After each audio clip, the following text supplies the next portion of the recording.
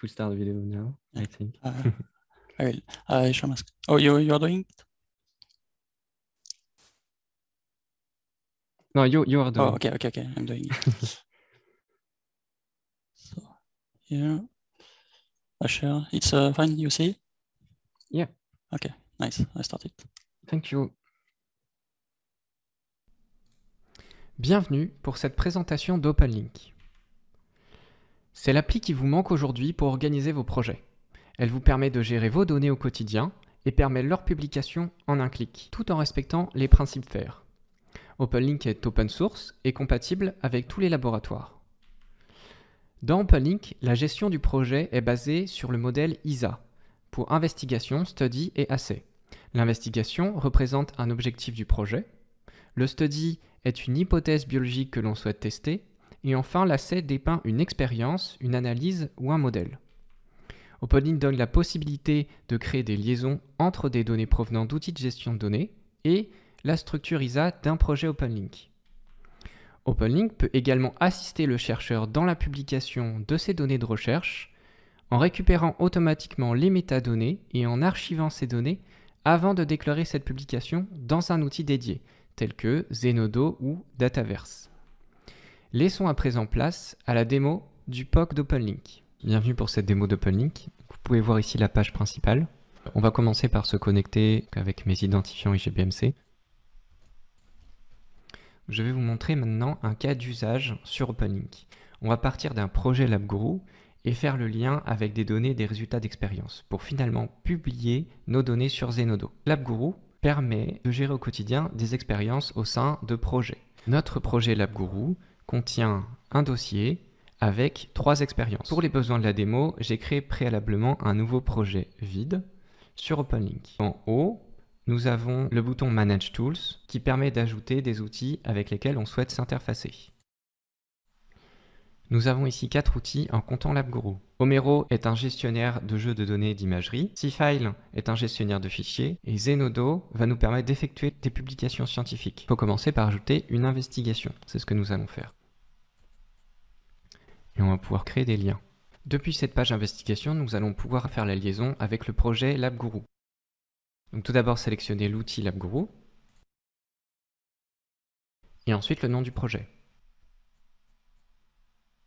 Cette page présente une liste d'options pour faciliter l'utilisation d'OpenLink.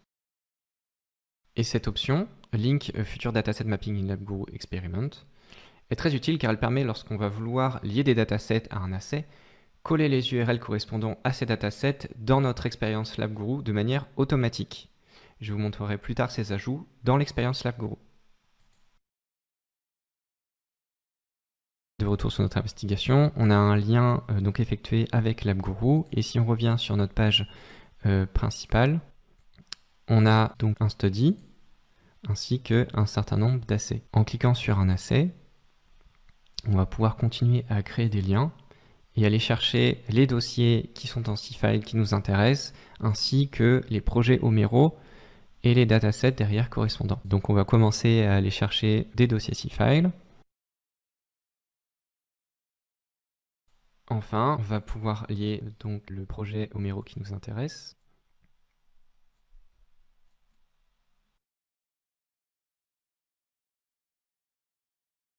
On pourra aller chercher également dans Seafile des fichiers qui nous intéressent.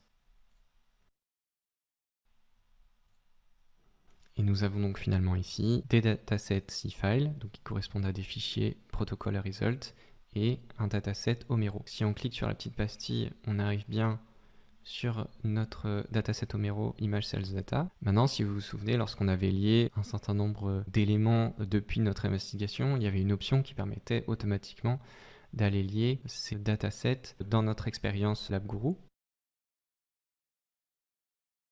Ces copies devraient donc se retrouver sous forme du nom du dataset suivi de son URL. Donc ici, on a bien une section à la fin nommée OpenLink avec le nom du dataset ainsi que son URL. Enfin, on va pouvoir passer à la publication en allant sur l'investigation et en cliquant sur le bouton Publish. On sélectionne Zenodo. Ici, on doit sélectionner une liste d'éléments à publier. On arrive alors sur le formulaire de publication contenant le nom des datasets, le titre, les auteurs, les tags et les descriptions récupérées. Il reste alors à valider les données et publier en cliquant sur ce bouton. On peut alors observer que mes 3 datasets ont bien été publiés car ils ont une nouvelle pastille nommée Zenodo. Si on clique sur l'une d'entre elles, on devrait arriver sur l'application Zenodo correspondante avec le titre, la description, la hiérarchie des fichiers et le DOI de la publication. Merci d'avoir suivi cette démo. Merci de votre attention. And thank you. I finish my presentation. Okay, thank you, Laurent. So can you And stop if you have any question, sharing your screen?